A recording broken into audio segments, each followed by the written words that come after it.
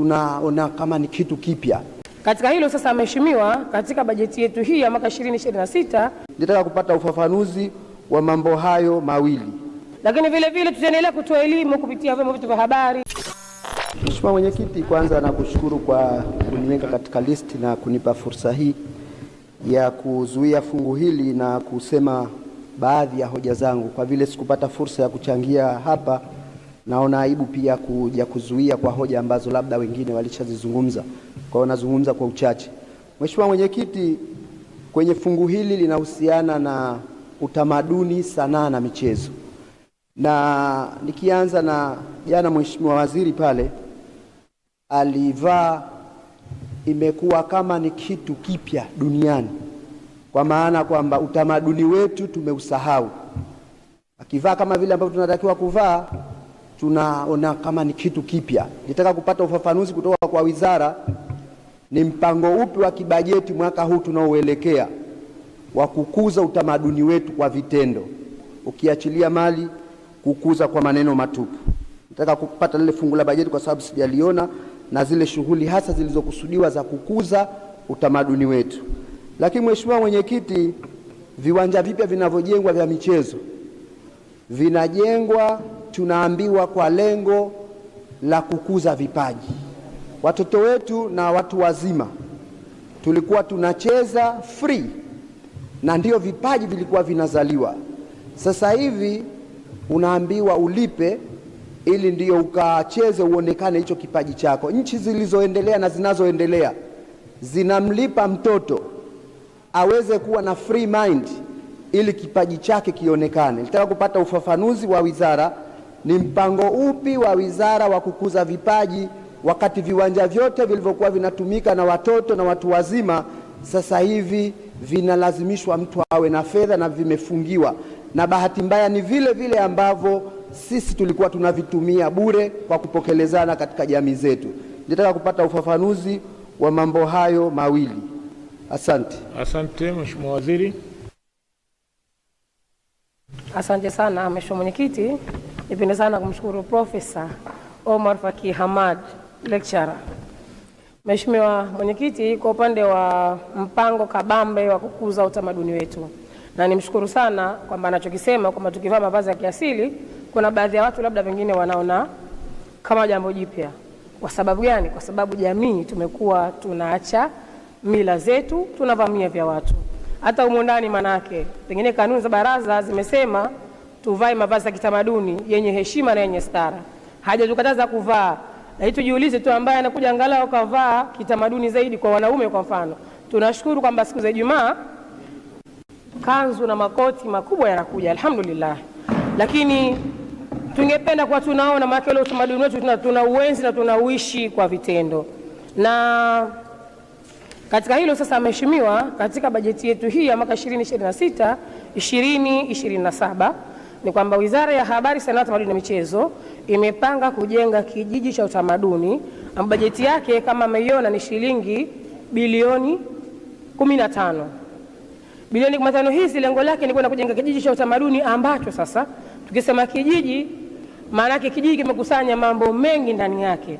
Kutakuwa kuna maeneo ya kuonesha utamaduni wetu wa kiasili, kwa maana kwamba tutakuwa tuna wajasiriamali ambao pia watakuwa wanaonesha bidhaa zenye asili ya kitamaduni, sio kuzionesha tu lakini pia kuziuza, kuzitangaza. Na haya nimwambie tu mheshimiwa ni kwamba sisi wizara yetu tunashirikiana pia na wenzetu wa Wizara ya Utalii na mambo ya kale katika kuona yale ambayo tunayapanga tunayatangaza zaidi kwenye kiutalii, ili kuona jamii ya ndani lakini hata na ya nje ya wageni nao wanapata kuona ule utamaduni wetu, fahari yetu ya Kizanzibar wanapata kuiona. Lakini vile vile kuandaa matamasha mbalimbali ya kitamaduni, na matamasha haya mheshimiwa Mwenyekiti tumekuwa tukiyafanya. Kuna lile la kila mwaka ambalo tunafanya tamasha la utamaduni wa Zanzibar, tunafanya kila mwaka, lakini kuna matamasha mengine madogo madogo katika maeneo mbalimbali ambayo haya tunashirikiana na wadau mbalimbali. Juzi tu mheshimiwa, wenzetu wa UNESCO walikuja Zanzibar katika kuandaa tamasha la utamaduni kimataifa duniani. Walikuja kulifanyia Zanzibar kwa mara ya kwanza ndani ya miaka 62 ya mapinduzi matukufu ya Zanzibar. Kwa nini? Kwa sababu wameona kwamba sisi Zanzibar tuna utajiri wa utamaduni, bado tunaenzi na katika tamasha lile walitembelea maeneo mbalimbali ya kihistoria, lakini mpaka vijijini walifika Charawe, Jambiani, Kizimkazi na kwengineko. Maana yake bado kunadumishwa utamaduni wa Kizanzibari. Kwa hiyo mheshimiwa, ni kwamba tutaendelea kuandaa matamasha haya na lengo lake kuiamsha jamii kuona kwamba tuna kila sababu ya kuamka na sisi kwenda kuungana na serikali katika kuona tunadumisha tamaduni zetu. Lakini vile vile tutaendelea kutoa elimu kupitia vyombo vyetu vya habari, kupitia vipeperushi mbalimbali, lakini kupitia wanasema kila device, kama ambavyo yeye mheshimiwa kwa mwepesi kutumia hizo devices, kuleta kwa maandishi, kutuma kwenye simu na kwingine kote, basi na sisi tutakuwa tunaendelea kutumia vyombo vya habari, lakini na vyombo vingine vya kiteknolojia ya kisasa ili kufikisha habari kwa jamii, swala zima la kuenzi utamaduni wetu. Nakushukuru sana mwenyekiti. Bado swali la viwanja. Amenikoleza na utamaduni mheshimiwa. Sawa mheshimiwa, kwa swala zima la viwanja vya mipira. Swala la viwanja mheshimiwa, wanasema siku zote kizuri kitunze, ukikitumia vibaya kitaharibika kwa haraka. Na lengo la serikali lilikuwa ni jema tu katika kuona viwanja miundombinu ambayo tumeijenga basi tuitunze ili iishi kwa miaka mingi zaidi. Nimpe mfano, pale Maisara tu kwa mfano. Kiwanja kilichokuwa zamani mpaka nasema lile changa, vumbi, yani ule tafrani ilivyokuwa na mazingira ya sasa ni vitu vile tofauti. Lakini kwa kitu gani kwa mheshimiwa Japo na kwingineko hakufanani. Lakini kule kaskazini Pemba, kule Kinyikani kule, mimi nilikwenda kuonesha ule msitu, na sasa hivi mheshimiwa Spika, ukienda mwenyekiti, ukienda unapokuona ni maeneo mawili wanasema ni dunia mbili tofauti. Kwa hiyo hii maana yake kizuri kitunze ili kiishi kwa muda mrefu zaidi. Kwa lengo la serikali katika kuona kwa miundombinu ile tunaitunza ili watoto wetu ambao tunazungumza wao, lakini vijana watumie, watu wazima na wao watumie kwa muda mrefu zaidi. Hilo sasa limepelekea kama viwanja vile watu kuona wanachangia na wachangi wote.